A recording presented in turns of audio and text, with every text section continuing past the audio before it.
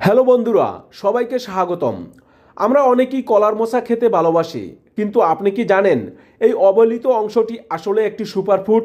তাই আজকের ভিডিওতে আমরা জানব কলার মোচা খেলে কি কি উপকার পাওয়া যায়, এর কোনো ক্ষতি আছে কিনা, দিনে কতটুকু খাওয়া নিরাপদ, আর খাওয়ার সঠিক সময় সম্পর্কে। এজন্য ভিডিওটি শেষ পর্যন্ত দেখুন, কারণ শেষে থাকছে গুরুত্বপূর্ণ সতর্কতা।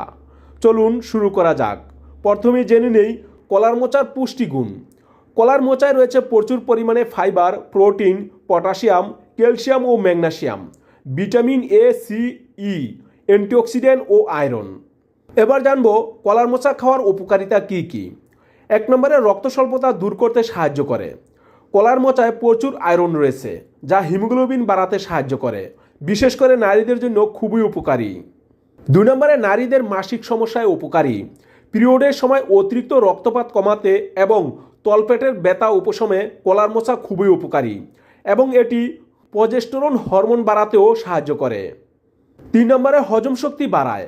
গ্যাস, কোষ্ঠকাঠিন্য ও বদহজম কমাতে কার্যকর। পেট পরিষ্কার রাখতেও সাহায্য করে। 4 নম্বরে হার্ট ও মেজাজ ভালো রাখে। এতে থাকা ম্যাগনেসিয়াম উদ্বেগ কমায় এবং মুড ভালো রাখে।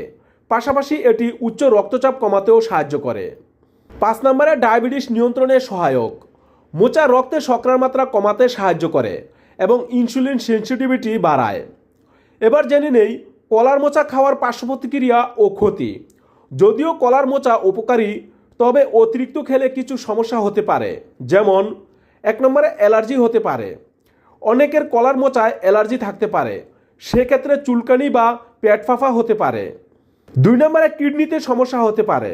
এতে পটাশিয়াম বেশি থাকায় যাদের কিডনির গুরুতর সমস্যা আছে তারা চিকিৎসকের পরামর্শ ছাড়া খাবেন না।